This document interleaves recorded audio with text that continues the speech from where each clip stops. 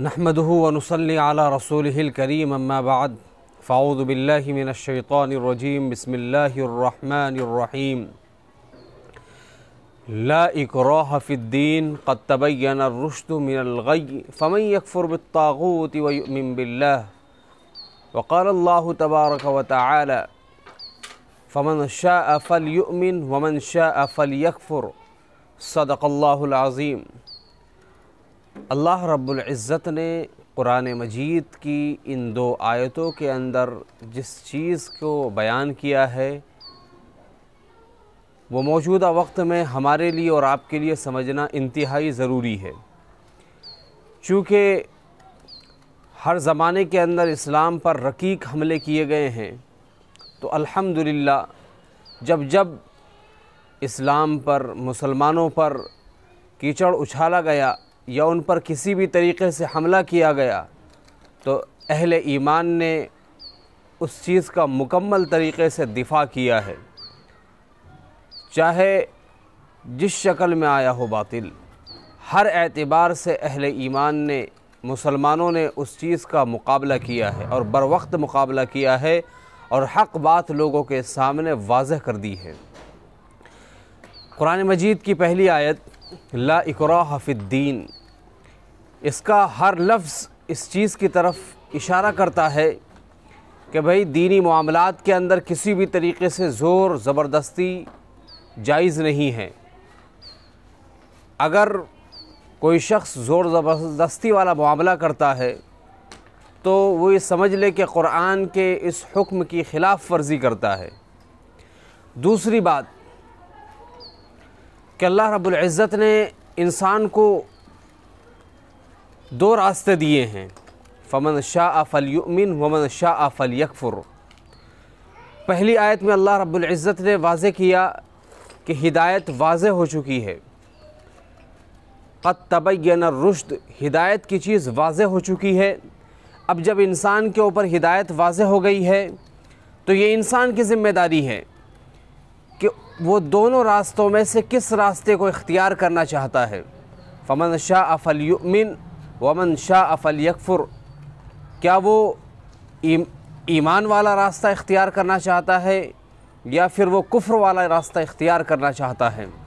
क्योंकि अल्लाह रब्बुल इज़्ज़त ने जो इंसान को अक़ल अता की है वो इस चीज़ के लिए अता की है कि वो हक़ और बातिल के दरमियान इम्तियाज़ कर सके। जब इंसान को पता चल जाए कि ये हक़ है और ये बातिल है और दोनों के दरमियान फ़र्क वाज़े हो जाए और हक़ उसके सामने खुल कर आ जाए, उसके बावजूद अगर ईमान नहीं कबूल किया जाता तो इन्ना अअतदना लिज़्ज़ालिमीन नारा, तो ऐसे लोगों को अल्लाह रब्बुल इज़्ज़त ने धमकी दी है कि अगर तुम ईमान को इख्तियार नहीं करोगे तो तुम्हारे लिए अल्लाह रब्बुल इज़्ज़त ने एक आग तैयार कर रखी है। ये तो अल्लाह रब्बुल इज़्ज़त का हुक्म था। अब अहले ईमान पर यह इल्ज़ाम लगाया जाता है कि बाज़ लोग ज़बरदस्ती ईमान के अंदर दाखिल करने पर मजबूर कर रहे हैं। अगर कोई ऐसा कर रहा है तो यकीन मानिए कि उसका ये अमल इंतहाई गलत है, क्योंकि कुरान मजीद ने एक जगह इरशाद फरमाया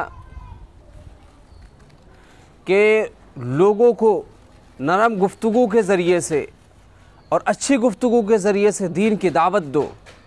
अगर वो आपकी बात को कबूल कर लेता है और ईमान ले आता है तो कोई बात नहीं, लेकिन आप उसके साथ किसी भी तरीक़े से ज़ोर और ज़बरदस्ती नहीं कर सकते। और अगर कोई ऐसा कर रहा है तो वह कुरान के इस हुक्म की वाज़ेह ख़िलाफ़ वर्जी कर रहा है। रहा मसला ज़ोर ज़बरदस्ती का, तारीख़ उठा कर देख लीजिए या इसी तरीक़े से जिन लोगों ने ईमान कबूल किया है उनसे मालूमात हासिल कर लीजिए। वो ख़ुद इस बात का इकरार करते हैं कि उन्हें किसी ने भी मजबूर नहीं किया है और उन्हें किसी ने भी इस चीज़ का लालच नहीं दिया कि तुम ईमान कबूल कर लो और तुम्हारे साथ ये मामला किया जाएगा। ये तो अहले ईमान पर इल्ज़ाम लगाया जा रहा है कि लोग ज़बरदस्ती मज़हब तब्दील कर रहे हैं। हालांकि ज़बरदस्ती मज़हब तब्दील कैसे किया जा सकता है और कैसे करवाया जा सकता है? हालांकि हम जब बचपन में मदरसे के अंदर पढ़ा करते थे तो हम लोगों को एक चीज़ याद कराई गई थी, और वो थी आमनतु बिल्लाहि कमा हुआ बि अस्माइही व सिफ़ातिही व क़बिलतु जमीअ अहकामिही इक़रारुम बिल लिसान व तस्दीक़ुम बिल क़ल्ब।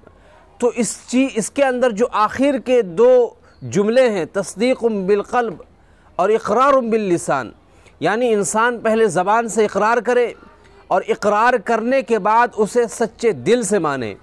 तो अब अगर किसी के साथ ज़बरदस्ती का मामला किया जाए और वो उस चीज़ को कबूल ना करे तो उसका ईमान तो वैसे ही काबिल कबूल नहीं है। इसलिए कि ईमान का मसला ये है कि जब वो इंसान उसके सामने हक़ वाज़े हो चुका तो वो ज़बान से इक़रार करने के साथ साथ दिल से भी माने। अगर किसी के साथ ज़बरदस्ती किया गया तो उसका तो ईमान काबिल कबूल है ही नहीं। इसलिए कि दूसरी शर्त उसके अंदर नहीं पाई जा रही है कि वो सिद्क़ दिल से उसको माने, यानी तस्दीक़ुम बिल क़ल्ब, यानी दिल से उसके क्या बोलते हैं तस्दीक करे और उसको सच माने। जब तक वो उस चीज़ को सच नहीं मानेगा तो उसका ईमान काबिल कबूल नहीं है। इसी तरीक़े से आप तारीख़ या तारीख़ी किताबों का मुताला करेंगे कि जो लोग पहले किसी और मज़हब में थे, बाद में जब उन्होंने ईमान कबूल किया तो वो लोग ईमान कबूल करने की बदौलत दीन के दाई बने और वो उन्होंने दीन की दावत लोगों तक पहुंचाई है, और यही काम किया जा रहा है। आप सोशल मीडिया से जुड़े हुए हैं, गूगल चलाते हैं, आप गूगल पर सर्च करेंगे तो आपको यूरोप कंट्रीज़ की रिपोर्ट्स ये मिलेगी कि वहाँ लाखों की तादाद में लोग ईमान कबूल कर रहे हैं। उनके ईमान कबूल करने की वजह यही है कि जब उनके सामने इस्लाम को गलत तरीक़े से पेश किया जाता है और इस्लामी नज़रियात को गलत अंदाज में और गलत ढंग से बताया जाता है तो फिर वो मजबूर होते हैं ईमानी अहकामात को पढ़ने पर, कुरान के अहकामात को पढ़ने पर, बल्कि कुरान को समझने पर। और जब वो कुरान को समझने निकलते हैं तो अल्लाह रब्बुल इज़्ज़त उनके जहन और अक़ल की परतें खोल देता है। फिर वो मजबूर हो जाते हैं ईमान के कबूल करने पर। उनके साथ कोई ज़बरदस्ती नहीं किया जाता। लाखों की तादाद में लोग ईमान कबूल कर रहे हैं, उनके साथ कौन ज़बरदस्ती कर सकता है। यहाँ तक कि आप जब गूगल पर सर्च करेंगे कि 2020 में या 2021 में ईमान कबूल करने वाले कितने लोग हैं दुनिया के अंदर, तो आपके सामने पूरी एक रिपोर्ट खुलकर आ जाएगी। और इसी तरीक़े से चंद नाम जो मेरे जहन में आ रहे हैं, उन्होंने भी ईमान कबूल किया है, और वो ऐसे लोग थे कि उन्हें तो कोई मजबूर कर ही नहीं सकता।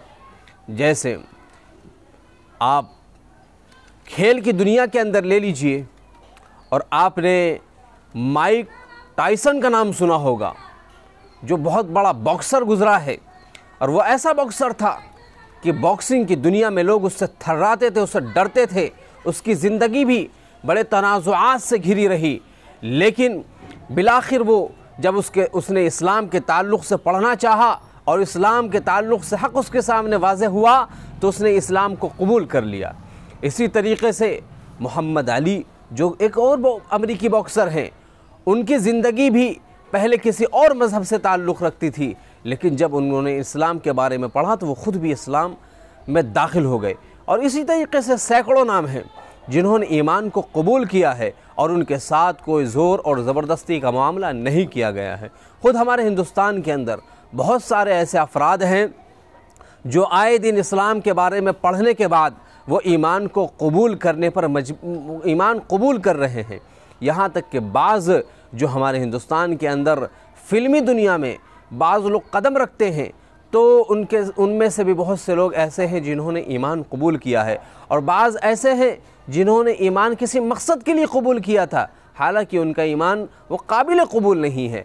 आप उन पर उस चीज़ के ताल्लुक़ से गुफ्तगू नहीं करेंगे क्योंकि वो आपके मौजूद बहस नहीं है, उसके अंदर आपके लिए मसाला नहीं है।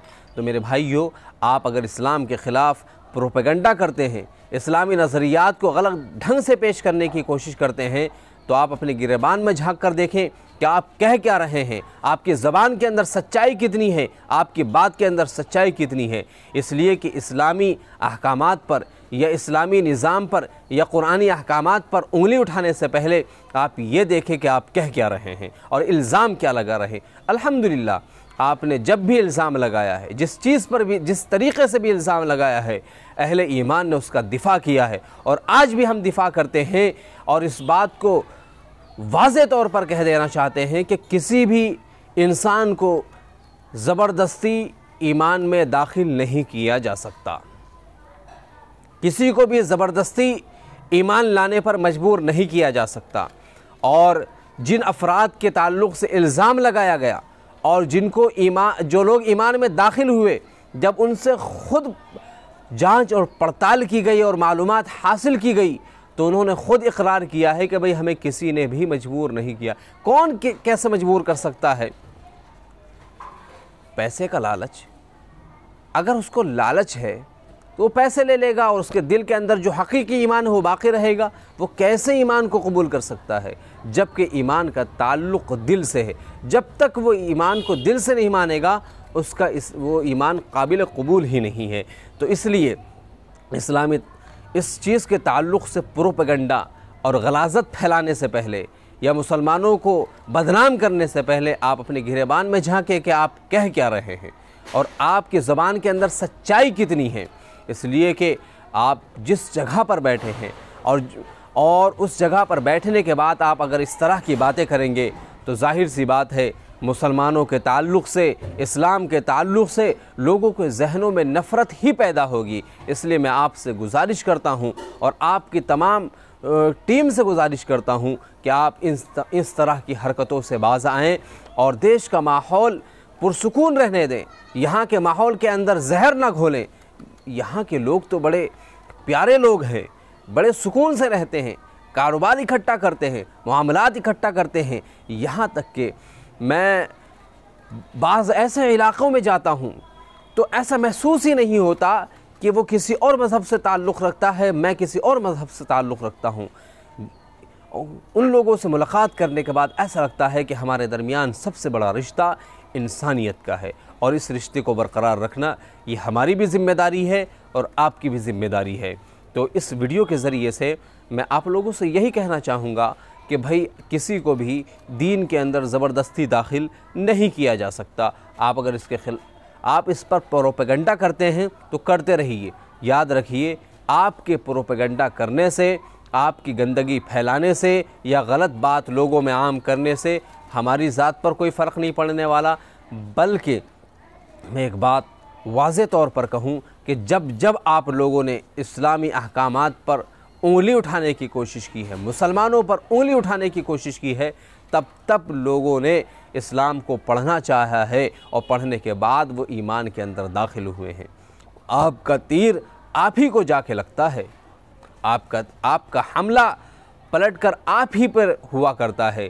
तो इसलिए आप जितनी भी इस्लाम के ख़िलाफ़ प्रोपेगेंडा कर लें, बुराइयां कर लें, याद रखिए आप अपने मकसद में कामयाब हो ही नहीं सकते। बल्कि इस्लाम तो सच्चा मज़हब है और इस जैसा मज़हब तो दुनिया में कोई भी नहीं है। मैं इस पर इंशाअल्लाह एक मुफस्सल गुफ्तगू करूँगा कि इस्लाम के अंदर अल्लाह रब्बुल इज़्ज़त ने क्या क्या खूबी रखी है। और वो खूबी ऐसी है कि हर इंसान, मुसलमान ही नहीं, हर इंसान उन तमाम चीज़ों को आए दिन बरतता है, बल्कि 24 घंटे की ज़िंदगी में उन तमाम चीज़ों को बरतता है। तो इस्लाम तो ये है भाई कि इंसान को इंसान बना देता है। यहाँ तक कि हमारा जो दुश्मन है उसके ताल्लुक़ से भी इस्लाम ने वाज़े कर दिया है कि दुश्मन को भी अपना दुश्मन मत समझो, बल्कि उसके सामने भी हक़ खोल के रखो। इंशाअल्लाह जब हक़ खोल कर रखा जाएगा तो वो मजबूर होगा इस बात पर कि इस चीज़ को कबूल किया जाए। इसलिए कि इंसान के सामने जब हक़ वाज़े होता है तो वो मजबूर होता है हक़ के कबूल करने पर। बहरहाल अल्लाह रब्बुल इज़्ज़त हम सबको दीन की सही समझ अता फ़रमाए और जो प्रोपेगेंडा फैलाया जा रहा है उन तमाम लोगों के प्रोपेगेंडे को अल्लाह रब्बुल इज़्ज़त नाकाम और नामुराद बनाए। व आखिर दावाना अनिल हम्दुलिल्लाहि रब्बिल आलमीन।